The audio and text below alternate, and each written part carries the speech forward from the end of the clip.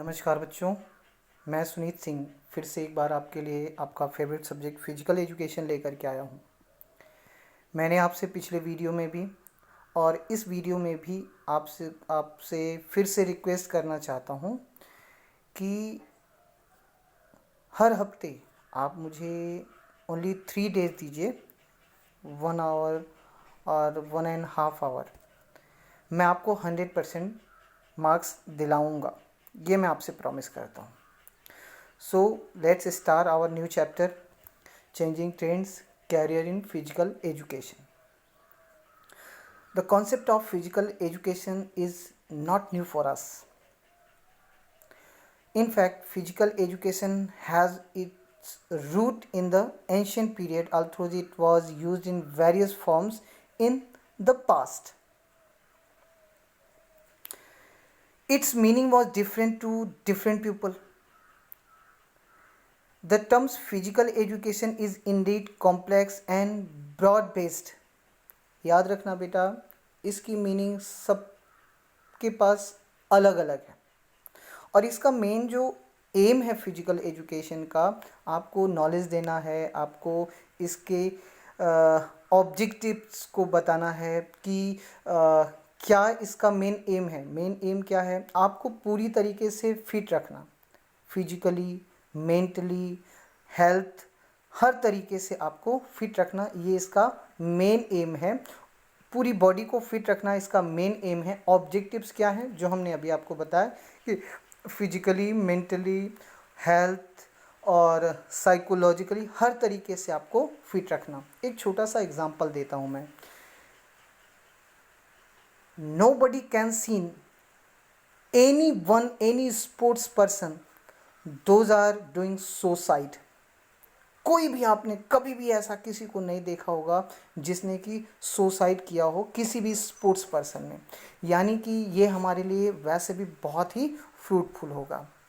और ध्यान रखिएगा बेटा, बहुत सारे ऐसे राइटर्स हैं जिन्होंने अलग अलग तरीके से इसको बताया भी। जैसे C.A. बर्चर ने बताया कि an integral part of total education process which has the am the development of physical, mental, emotional and social fit citizens through the medium of physical activities which have been selected with a view to releasing these outcome. ध्यान रखिएगा बेटा, बहुत सारे ऐसे ऐसे जो writers हैं जिन्होंने अपना अलग अलग व्यू रखा है। ठीक है, अब हमने आपको अब राइटर्स के बारे में बताया। इसके बाद बहुत सारे राइटर्स हैं, राइटर्स के बारे में ध्यान रखिएगा, इसको आपको पढ़ना होगा। ठीक है, वो हम आपको अपने डिस्क्रिप्शन में भेज देंगे। नेक्स्ट हम बात करते हैं एम्स। एम्स के बारे में हमने आपको बताया कि पूरी तरीके से अपने आप को फिट रखना ही इसका मेन एम है। ठीक है, अब इसका ऑब्जेक्टिव्स क्या है? ऑब्जेक्टिव्स के बारे में हम आपसे बात कर लेते। अब इसमें ध्यान रखिएगा बेटा कि अलग अलग राइटर्स ने इसके अलग अलग ऑब्जेक्टिव्स बनाए हुए हैं। ठीक है, जैसे क्लार्क ने इसको 3 जोन में डिवाइड किया हुआ है: physical fitness, social deafness and culture. ठीक है, इसके बाद बुक वाल्टर ने इसको भी 3 ऑब्जेक्टिव्स में डिवाइड किया हुआ: health, worthy use of leisure time, ethical, character. ठीक है, लेकिन अगर हम मेन इसके कैरेक्टर या इसके ऑब्जेक्टिव्स के बारे में अगर हम बात करें तो इसको 4 ग्रुप में डिवाइड किया गया है। सबसे पहले फिजिकल डेवलपमेंट। फिजिकल डेवलपमेंट क्या है? फिजिकल डेवलपमेंट है आपके परफॉर्मेंस से रिलेटेड। ठीक है, किसी भी वर्क को आप कितने आसानी से कर सकते हैं, यही आपका फिजिकल डेवलपमेंट है। ठीक है ना? In fact it leads to the development of our organ system such as circulatory system, in respiratory system, nervous system, muscular system and digestive system। यानी वो जितने भी internal organs हैं उन सब को स्ट्रॉन्ग बनाता with the help of physical activities. तो ये चीज़ ज़रूर ध्यान में रखिएगा कि फिजिकल एक्टिविटी हमारे लिए सबसे ज़्यादा इम्पॉर्टेंट है। अगर हम इसको खेलेंगे या गेम में या किसी भी फिजिकल एक्टिविटी में अपने आप को अगर हम इन्वॉल्व रखते हैं तो हमें बहुत सारे बेनिफिट्स होंगे जिनको हमने अभी आपको बताया है। ठीक है, इसके बाद है मेंटल डेवलपमेंट। मेंटल डेवलपमेंट क्या है बेटा, इसको हम पहले आपको एक एग्जांपल के तौर पे बताते हैं। जब कोई छोटा बच्चा होता है तो उसको अगर आप गेम के थ्रू किसी चीज़ को सिखाने की कोशिश करते हैं, देखिए बहुत तेज़ वो सीखता है और उस चीज़ को बहुत जल्दी कैप्चर भी करता है। फॉर एग्जांपल, जैसे अगर आप उसको काउंटिंग सिखाएंगे 1 2 3 4 5 6 7 8 9 10, तो शायद वो नहीं सीखेगा। लेकिन अगर उसको खेल में, जैसे हम लोग आंख बंद करके फिर काउंटिंग करते हैं, लोग छिपते हैं, अगर इस तरीके से आप बच्चे को खेल करके या खेल में ही उसको सिखाने की कोशिश करेंगे, देखिए आप कितनी जल्दी वो सीखता है। तो ध्यान रखिएगा, ये कुछ ऐसे एक्टिविटीज़ हैं जिनके थ्रू माइंड का डेवलपमेंट ज़्यादा होता है, मेंटल डेवलपमेंट ज़्यादा होता है। और इसको अब हम और एक और एग्जांपल आपको देते हैं। फॉर एग्जांपल, जैसे कोई फुटबॉल प्लेयर है ना, फुटबॉल प्लेयर जब फुटबॉल खेलता है, ठीक है, हम ग्रोथ की बात कर रहे हैं। अब ये अगर आप किसी गेम के थ्रू अपना डेवलपमेंट के बारे में सोचते हैं कि कैसे इसके थ्रू डेवलपमेंट होता है, तो हम आपको वो बताने की कोशिश कर रहे हैं। ठीक है, ध्यान रखिएगा, जब वो फुटबॉल लेकर के चलता है, फुटबॉल को पैर से लेकर के भागता है, तो उसके दिमाग में बहुत सारी चीज़ें होती हैं कि हमको गोल करना है, प्लस हमें बॉल पे पूरी तरीके से कमांड करके चलना है। इसके अलावा हमारे जो भी प्लेयर्स हैं वो किस जगह पे हैं, सोचो अगर बॉल को भी लेकर के चल रहा है, बॉल पे कमांड करके उसको लेकर के भाग रहा है, प्लस अपने प्लेयर्स को भी ध्यान में रख रहा है कि हमारे प्लेयर्स कहाँ कहाँ पे हैं। इसके अलावा हमें वो भी ये भी ध्यान में रखता है कि कहीं ऐसा ना हो कि अपोजिट कोई प्लेयर हमसे बॉल छीन ले। तो इन सब चीज़ों का जो कोऑर्डिनेशन है पूरी बॉडी के साथ, ये आपके मेंटल ग्रोथ में बहुत ज़्यादा हेल्प करता है। तो ये आपका मेंटल डेवलपमेंट हो गया।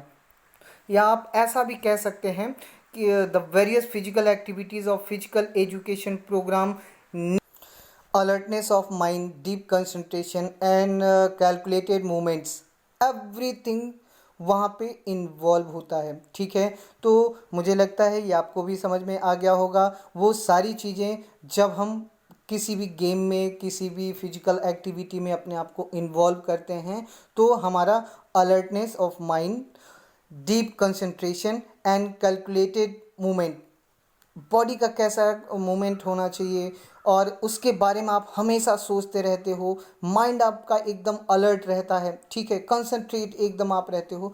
तो इन सब चीज़ों से आपका माइंड सबसे ज़्यादा या आपका मेंटल डेवलपमेंट सबसे ज़्यादा होता है with the help of physical activity. ध्यान रखिएगा, बहुत सारे ऐसे बेनिफिट्स हैं जो कि आपका इसमें फिजिकल एजुकेशन के थ्रू आप कर सकते हैं। इसके बाद हम बात करते हैं सोशल डेवलपमेंट। सोशल डेवलपमेंट क्या है? सोशल डेवलपमेंट है जहाँ पे आपको बहुत सारे लोग जानना पहचानना शुरू कर दें। ठीक है, इसको हम एक छोटे से एग्जाम्पल के तौर पे हम आपको बताना चाहेंगे। सपोज करिए आपके स्कूल में हम इंट्रामुरल गेम स्टार्ट कराते हैं। इंट्रामुरल आपको पता ही है कि वो गेम जो कि किसी एक स्कूल या कैंपस में खेले जाते हैं, जिनमें सिर्फ वही स्कूल या कैंपस के प्लेयर पार्टिसिपेट कर सकते हैं, बाहर के नहीं कर सकते। यही चीज़ है इंट्रामुरल। तो फिर ध्यान रखिएगा कि इंट्रामुरल का मेन एम यही है कि सारे के सारे बच्चे या सारे के सारे प्लेयर पार्टिसिपेट करें। ठीक है, अगर मान लीजिए आप एग्ज़ाम्पल के तौर पे आप मान लीजिए कि आपके क्लास का कोई ऐसा बच्चा है जो कि बहुत ज़्यादा गेम में पार्टिसिपेशन नहीं करता है, लेकिन उसके अंदर वो टैलेंट है। अब वो आएगा कैसे? With the help of intramural. ठीक है, क्योंकि उसमें उसी स्कूल के लोग खेलेंगे, उसके फ्रेंड्स खेलेंगे, उसके क्लोज फ्रेंड्स खेलेंगे, तो उनके साथ हो सकता है वो भी खेले। ठीक, अब वो भी अगर खेलेगा तो बेस्ट परफॉर्मेंस देगा। अगर बेस्ट परफॉर्मेंस देगा तो अच्छी चीज़ें सब लोग शाबाशी देते हैं। मान लीजिए आपके लिए आपका स्कूल, आपके सारे फ्रेंड्स, आपके सारे टीचर्स, आपका प्रिंसिपल, सब के सब आपके लिए अगर ताली बजाते हैं तो आपको कितनी अच्छी फीलिंग आएगी, है ना। और इसके अलावा जो आपका फिजिकल एजुकेशन टीचर होगा, जो आपका कोच होगा, वो आगे आपको प्रमोट करने में आपकी हेल्प करेगा। तो ध्यान रखिएगा, ये पहले चीज़ आपको पूरा स्कूल जानना, ठीक है, वो ये जानना है, पहचानना स्टार्ट कर दिया।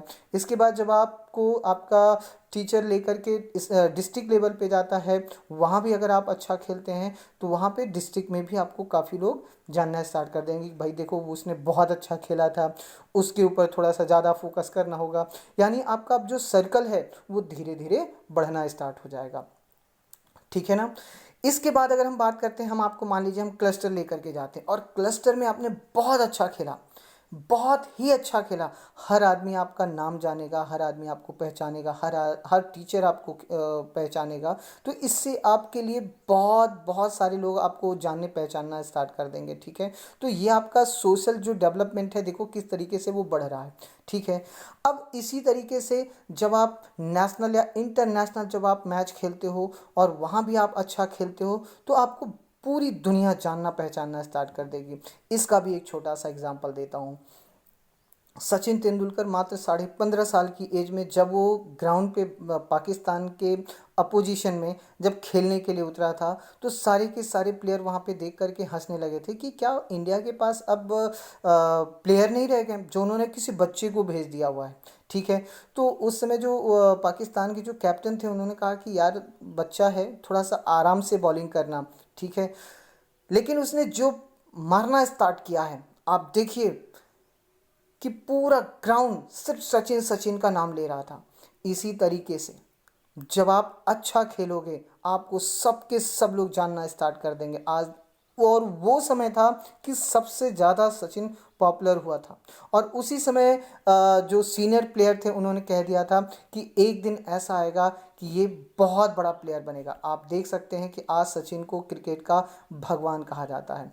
तो ये क्या था, ये उसका सोशल डेवलपमेंट था, ठीक है ना। अब इसके बाद हम बात करते हैं डेवलपमेंट ऑफ हेल्थ।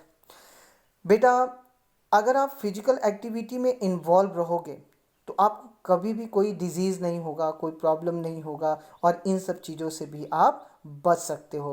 तो ध्यान रखिएगा, ये इसके सारे ऑब्जेक्टिव्स हैं फिजिकल एजुकेशन के, जिसे कि आप आसानी से समझ गए होंगे। मेरे हिसाब से अगर कोई प्रॉब्लम होगी तो आप हमारे डिस्क्रिप्शन में इसको लिख सकते हैं और हम आपकी पूरी की पूरी हेल्प करने की कोशिश करेंगे। बेटा एकदम ध्यान से इसको सुनिएगा, लेक्चर को पढ़ने की कोशिश करिएगा और कहीं से अगर आपको कोई भी प्रॉब्लम होगा तो आप हमसे कांटेक्ट कर सकते हैं या हमारे आप कमेंट बॉक्स में आप लिख सकते हैं, हम आपकी पूरी हेल्प करेंगे। नेक्स्ट है कैरियर इन फिजिकल एजुकेशन। बेटा ध्यान रखिएगा, so many careers are available in this area. अब इसमें फिजिकल एजुकेशन की अगर हम बात करें तो बहुत सारे कैरियर हैं। सबसे पहला जो कैरियर है वो है टीचिंग कैरियर, ठीक है। टीचिंग कैरियर में भी बहुत सारे कैटेगरीज हैं, वो हम आपको बताएंगे और इसके साथ हम आपको बताएंगे कि एज अ प्लेयर के रूप में आप कहाँ पे कैरियर बना सकते हैं, ठीक है। और हम आपको बताएंगे कि एज अ एडमिनिस्ट्रेशन के रूप में आप अपना कहाँ पे करियर बना सकते हैं, वो हम बताएंगे। मीडिया में आप कहाँ पे आप अपना करियर बना सकते हैं, वो हम बताएंगे। इतनी चीज़ों को हम आपको इस टॉपिक में बताएंगे। सबसे पहले हम बात करते हैं टीचिंग करियर का। टीचिंग करियर में ध्यान रखिएगा बेटा, यहाँ पे आप अपने पूरी इंडिया में देखिए, पूरे विश्व में देखिए, पूरे वर्ल्ड में देखिए, बहुत सारे जॉब अपॉर्चुनिटी अवेलेबल हैं। आपके यहाँ इंडिया में elementary school, middle school, high school, senior secondary school, college, universities, यहाँ सब आपको हर जगह पे जॉब अपॉर्चुनिटी मिल सकती है। सबसे पहले हम बात करते हैं एलिमेंट्री स्कूल। एलिमेंट्री स्कूल में आपने देखा होगा कि यहाँ पे छोटे छोटे बच्चों को पहले खेलना सिखाया जाता है ना, खेल के साथ साथ उनको पढ़ाई सिखाई जाती है। क्योंकि अगर आप डायरेक्ट उनको पढ़ने के लिए बोलेंगे तो शायद वो नहीं पढ़ पाएंगे या उनकी इच्छा नहीं होगी। जब तक उनकी इच्छा नहीं होगी आप उनको नहीं पढ़ा सकते हैं। तो ये ध्यान रखिएगा कि यहाँ पे सबसे बड़ा रोल होता है एक फिजिकल एजुकेशन टीचर का, ठीक है। दूसरा है आपका मिडिल स्कूल। मिडिल स्कूल में चूंकि बच्चे बड़े होते हैं, उनमें खेलने की हैबिट आ चुकी होती है, तो सबसे ज़्यादा इम्पोर्टेंट क्या होता है, उनका फिजिकल, मेंटल, सोशल डेवलपमेंट कराना, ठीक है। साथ ही साथ उनके बोन्स, उनके मसल्स, उनके नर्वस सिस्टम, इन सब का भी डेवलपमेंट होता है अगर वो किसी भी फिजिकल एक्टिविटी में इन्वॉल्व होते हैं तो। साथ ही साथ उनमें लीडरशिप क्वालिटी भी डेवलप होती है, क्योंकि ये ऐसा समय होता है जहाँ पे कि हर आदमी अपने आप को प्रूव करने का कोशिश करता है, हर बच्चा अपने आप को प्रूव करने की कोशिश करता है। तो ये किसी भी फिजिकल टीचर के लिए एक बेस्ट अपॉर्चुनिटी है। बस यहाँ पे इतना ज़रूर ध्यान रखिएगा कि एलिमेंट्री स्कूल और मिडिल स्कूल में गवर्नमेंट जॉब बहुत कम है, ठीक है। इतनी चीज़ें आप मेंशन कर सकते हो कि हमारे यहाँ गवर्नमेंट जॉब बहुत कम अवेलेबल है इस सेक्शन में। बस इतना आपको और मेंशन करना है कि जो इंग्लिश मीडियम स्कूल हैं वहाँ पे ज़्यादातर गेम टीचर रखे जाते हैं जो बच्चों को पढ़ाते भी हैं, जो बच्चों को खिलाते हैं। यानी इंग्लिश मीडियम में इसका जॉब अपॉर्चुनिटी बहुत सारे अवेलेबल हैं, ध्यान रखिएगा। अब हम लोग बात कर सकते हैं कि generally there are a number of opportunities for jobs in the field of physical education in government and private sectors, ठीक है। इस एरिया में यानी हाई स्कूल में आपके लिए जॉब्स अवेलेबल होते हैं।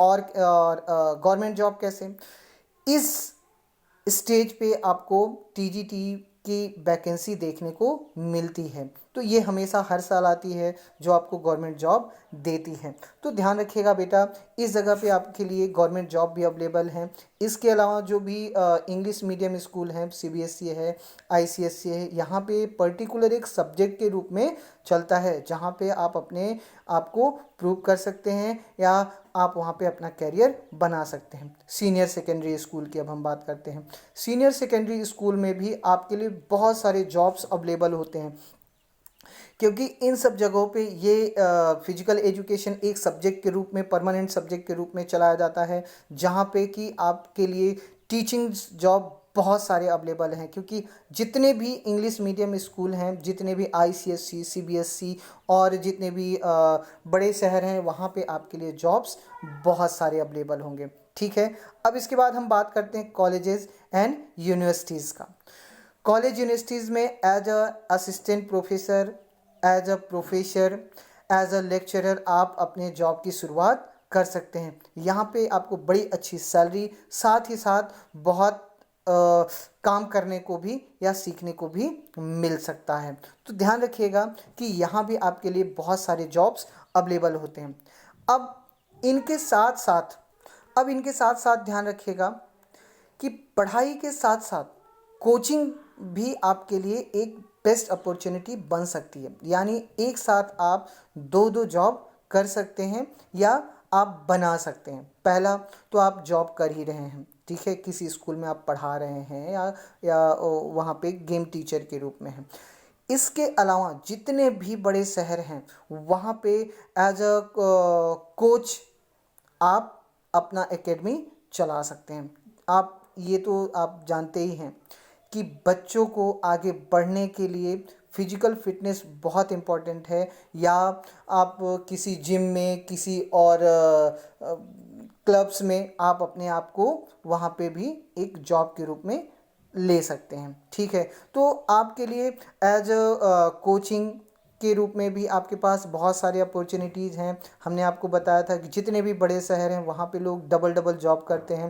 पहला तो टीचिंग करते हैं, दूसरा अपना कोचिंग भी चलाते हैं या एकेडमी चलाते हैं जहाँ पे बहुत सारे बच्चे आते हैं। यहाँ पे आप लाखों रुपए तक बड़े शहरों में आप अर्निंग कर सकते हैं। तो ध्यान रखिएगा बेटा, बहुत सारे जॉब्स अवेलेबल हैं फिजिकल एजुकेशन में, टीचिंग कैरियर के साथ साथ आप अपना कोचिंग कैरियर भी चला सकते हैं, जहाँ पे हमने आपको बताया आप कबड्डी हुआ, वॉलीबॉल हुआ, हॉकी हुआ, खो खो हुआ, फुटबॉल हुआ, बास्केटबॉल हुआ, बहुत सारे ऐसे गेम्स हैं जहाँ पे कि आप अपना कैरियर, क्रिकेट हुआ, जहाँ पे आप अपना कैरियर बना सकते हैं, ठीक है ना। इसके बाद हम बात करते हैं health related career. Health related career क्या है बेटा? हेल्थ रिलेटेड कैरियर ध्यान रखिएगा कि now at this time everyone wants to become fit and fine. You know very well now at this time so many peoples are facing problems like corona.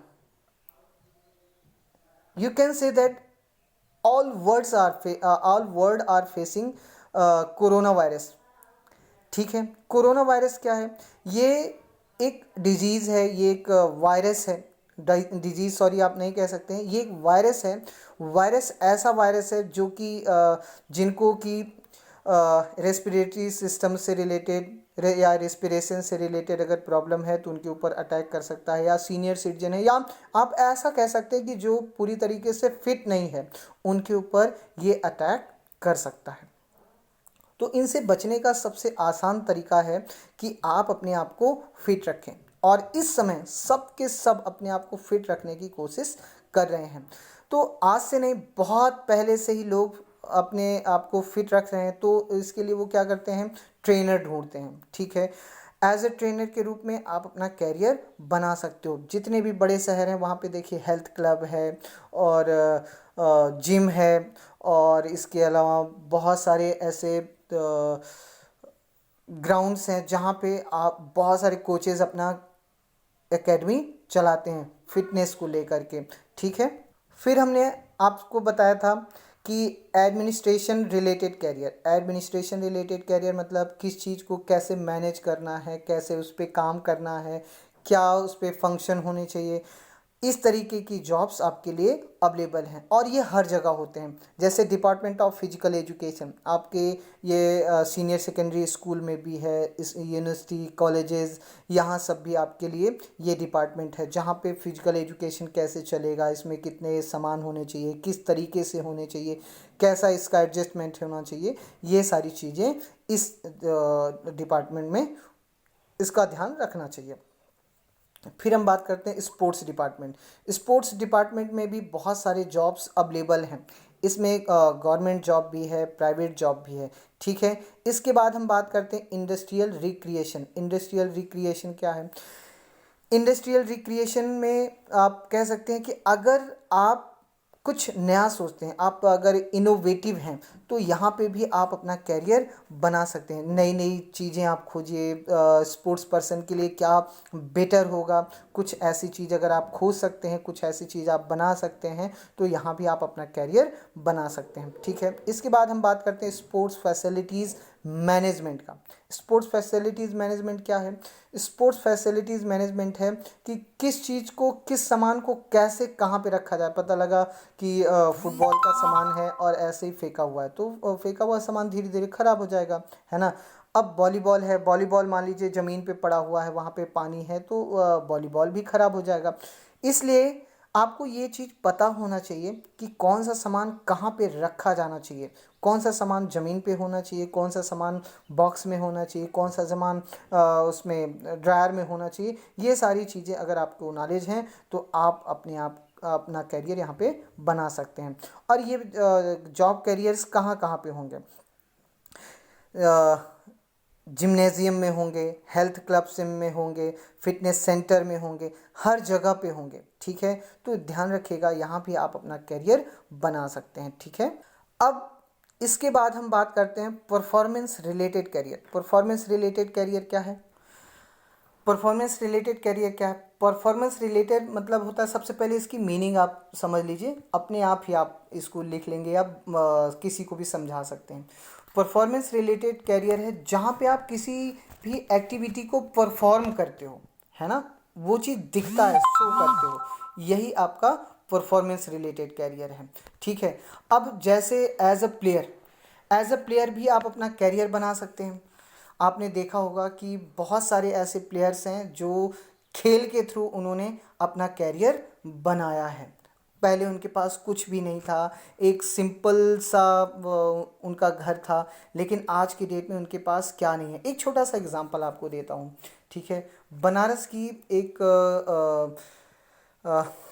Weight lifter थी, पूनम यादव। पूनम यादव एक ऐसी lifter थी जिसके घर में जो उसके जो फादर थे, वो 4-5 या मान के चलिए कि 10-15 भैंसों को उन्होंने रखा हुआ था। उससे उनके जो भी उनका जो मिल्क होता था, उससे जो सेलिंग होती थी, और उससे जो अर्निंग होती थी उसी से वो अपना पूरा घर चलाते थे, ठीक है। लेकिन चूंकि इनकी लड़की बहुत अच्छी स्पोर्ट्स पर्सन थी, तो इन्होंने भी उसको किसी तरीके से सेट किया था कि नहीं, अब आप खेलो, आपके लिए जो भी होगा वो हम करेंगे। इसके अलावा जब उसका सिलेक्शन होता है कॉमनवेल्थ गेम में, तो उसके पास बाहर जाने का टिकट नहीं था। तो उन्होंने क्या किया, अपनी 8-10 भैंसों को बेच दिया कि बेटा आप जाओ, आप खेलो, ठीक है। वो गई, खेली और उसको मेडल भी मिला। आज देखिए उसके पास बहुत पैसा है। यानी एज अ प्लेयर के रूप में भी आप अपना बेस्ट कैरियर बना सकते हो।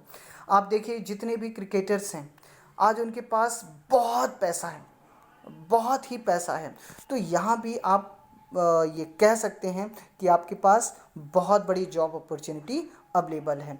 अब हम बात करते हैं एज अ ऑफिशियल। देखो ऑफिशियल में भी आप परफॉर्म कर रहे हो, ठीक है ना, परफॉर्म करते हो। वो उनके साथ जो भी मान लो जैसे जो स्कोरर है, वो हमेशा उसका पेन चल रहा होता है कि कितने रन हुए, कि कितनी बॉल हुई, कितना क्या हुआ, उन सब चीज़ों को वो नोट करता रहता है। तो अगर आपको इन सब चीज़ों के बारे में नॉलेज है तो आप अपना यहाँ पे कैरियर बना सकते हो as a scorer, as a referee, as a umpire, जो भी चीज़ आप कह लो, यहाँ पे भी आप अपना कैरियर बना सकते हो, ठीक है। अब इसके बाद हम बात करते हैं कैरियर इन कम्युनिकेशन मीडिया। देखो बेटा, मीडिया, कम्युनिकेशन मीडिया क्या है, जो चैनल्स हैं, बहुत सारे न्यूज़ चैनल्स हैं, बहुत सारे स्पोर्ट्स चैनल्स हैं, उन सब में आपने देखा होगा, चाहे वो न्यूज़ चैनल हो, चाहे वो स्पोर्ट्स चैनल हो, वहाँ पे आपको बहुत सारे स्पोर्ट्स का जरूर, आपको अगर न्यूज़ चैनल है तो उसमें भी स्पोर्ट्स का न्यूज़ आता है। अगर स्पोर्ट्स, पर्टिकुलर स्पोर्ट्स का चैनल है तो आप देखिए वहाँ पे तो हमेशा स्पोर्ट्स चलता रहता है। यानी कि आपके पास सबसे ज़्यादा अपॉर्चुनिटी जॉब्स की है किसी भी इसमें मीडिया में, ठीक है। तो कम्युनिकेशन मीडिया में अगर आप अपना कैरियर बनाना चाहते हो तो सबसे पहले आपको ये ध्यान में रखना होगा कि कैसे किसी से इंटरेक्ट होते हैं, कैसे किसी के बारे में बताते हैं, कैसे किसी के बारे में लिखते हैं, इनके जो भी पार्ट्स हैं वो अब हम आपको बताते हैं। सबसे पहले स्पोर्ट्स जर्नलिज्म। स्पोर्ट्स जर्नलिज्म क्या है, किसी का इंटरव्यू लेना, किसी के बारे में बताना, किसी के बारे में न्यूज़ पे बोलना, ये सब क्या है, एक पार्ट है जर्नलिज्म का। यानी आपको किसी के बारे में कैसे बोलना है, कैसे उनसे बात करना है, कैसे इंटरव्यू लेना है। अगर आप अच्छा बोल लेते हैं, अच्छी तरीके से बात कर लेते हैं, तो आप यहाँ पे अपना कैरियर बना सकते हैं। इसके बाद हम बात करते हैं बुक राइटिंग का। बुक राइटिंग क्या है, बुक राइटिंग है बेटा कि अगर मान लीजिए आप कपिल देव के बारे में लिख रहे हैं, तो कपिल देव कैसा था, उसकी बायोग्राफी क्या थी, वो उसका बचपना कैसा था, बड़ा हुआ तो कैसे उसका सिलेक्शन हुआ, कैसे क्रिकेट आया, उसकी लाइफ में किस तरीके से अप डाउन हुआ, तो ये सारी चीज़ें उसमें आप अगर ऐसा कुछ लिख सकते हैं तो आप अपना कैरियर यहाँ पे बना सकते हैं, ठीक है। अब इसके बाद हम बात करते हैं स्पोर्ट्स फोटोग्राफी। स्पोर्ट्स फोटोग्राफी क्या है बेटा, जितने भी मैगजीन्स हैं, जितने भी न्यूज़पेपर हैं, जितने भी लाइव टेलीकास्ट होते हैं, वहाँ पे फोटोग्राफी का बहुत बड़ा रोल होता है, ठीक है। हर न्यूज़पेपर पे अच्छे अच्छे स्पोर्ट्स पर्सन का पूरा बायोडाटा देते हैं, पहला उनके बारे में लिखा होता है, लेकिन अगर उनका फोटोग्राफ्स ना छपे तो वो पूरी तरीके से कंप्लीट नहीं माना जाता। तो आप देख सकते हैं कि यहाँ भी आप अपना कैरियर बना सकते हैं, ओके। अब इसके बाद हम बात करते हैं स्पोर्ट्स ब्रॉडकास्टिंग। स्पोर्ट्स ब्रॉडकास्टिंग क्या है, आपने अक्सर देखा होगा जब कोई लाइव चैनल चल रहा होता है तो वहाँ पे बहुत सारे ऐसे लोग होते हैं जो कि बड़ा बड़ा वो रिकॉर्डिंग कर रहे होते हैं, वो अपनी जो भी उनके पास मशीनें होती हैं उसको लेकर के रिकॉर्डिंग कर रहे होते हैं, उसको लाइव दिखा रहे होते हैं। अगर आपको इन सब चीज़, अब देखो इसमें क्या क्या चीज़ें आपको उनके पास क्वालिटी होती है, किस एंगल पे क्या खींचना है हमें, कैसे उनसे वो रखना है, किस किस जगह पे हम रखें कि ज़्यादा हमारी डिस्टरबेंस ना हो। तो अगर इन सब चीज़ों के बारे में आपको नॉलेज होगी तो आप अपना कैरियर यहाँ पे बना सकते हैं, ठीक है। अब इसके बाद हम बात करते हैं मार्केटिंग का। मार्केटिंग बेटा किसी भी बुक, चाहे वो बुक हो, चाहे वो इक्विपमेंट्स हो या कुछ भी हो, जब तक कि वो मार्केट में आएगा नहीं, उसके इम्पोर्टेंस के बारे में लोगों को नहीं पता चलेगा, तब तक उसका सेल नहीं होगा। ठीक है, तो आप उसको कैसे आप उसका ऐड देंगे, कैसे लोगों से बताएंगे, कैसे उसके इम्पोर्टेंस को शो करेंगे, तो इन सब चीज़ों के बारे में अगर आपको अच्छी नॉलेज होगी तो आप अपना कैरियर यहाँ भी बना सकते हैं। ठीक है ना। अब इसके बाद हम बात करते हैं स्पोर्ट्स इंडस्ट्री का। स्पोर्ट्स इंडस्ट्री क्या है? स्पोर्ट्स इंडस्ट्री है बेटा जहाँ पे कि आपको उस पर्टिकुलर गेम के बारे में नॉलेज हो। ठीक है, इसके अलावा उससे रिलेटेड जो भी इक्विपमेंट्स हैं उसके बारे में आपको नॉलेज हो। और जितने भी इंडस्ट्री होते हैं सब अलग अलग इक्विपमेंट्स बनाते हैं। ठीक है, अगर अब आप वहाँ पे जा कर के उन लोगों से उन्हें कुछ नया नया आइडिया देते हैं, कुछ नई चीज़ें आप उनको बताते हैं, वो अगर आप बनता है तो देखिए मार्केट में अपने आप उसकी डिमांड बढ़ेगी। एक छोटा सा एग्जांपल देता हूँ। 19 में 19 में आप देखिए, सॉरी 90 में आप देखिए कि वहाँ पे बहुत सारे ऐसे लोग थे जो कि जो अभी जो यूनिफॉर्म लोग स्पोर्ट्स पर्सन जो पहनते हैं, बहुत ही बॉडी से स्ट्रेचेबल होता है, एकदम फ्लैक्सिबल होता है, कहीं से उनको कोई प्रॉब्लम नहीं होती, उनकी स्पीड भी उससे बढ़ी होती है। तो इससे उनका बेनिफिट ये होता है कि उनका परफॉर्मेंस तो बढ़ता ही है, साथ में उनको कंफर्ट भी फील होता है। पहले ऐसा नहीं था, पहले जो भी वो क्लोथ्स पहनते थे बड़ा लूज हुआ करता था। ठीक है, तो उसमें उनकी वो स्पीड नहीं हो पाती थी। तो जैसे जैसे मार्केट में डिमांड होती है वैसे वैसे उसकी प्रोडक्शन भी बढ़ता है, और अगर प्रोडक्शन बढ़ेगा तो उससे जो भी इनकम होगी वो सबके सब वर्कर में बढ़ेगी। ठीक है, तो ये इसके बेनिफिट्स हैं जहाँ पे आप, या आप कह लीजिए ये आपके कैरियर हैं जो इस समय स्पोर्ट्स इंडस्ट्री में अवेलेबल हैं।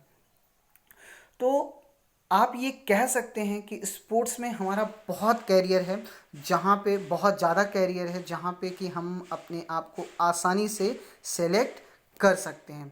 ठीक है, हमें लगता है कि आपको अभी कोई प्रॉब्लम नहीं होगी, और अगर किसी को कोई प्रॉब्लम होगी तो आप हमारे कमेंट बॉक्स में हमको बता सकते हैं। ठीक है, नेक्स्ट वीडियो हम आपको बहुत जल्दी ही लेकर के आएंगे जो बचे हुए टॉपिक्स हैं। ठीक है, okay, thank you, good bye.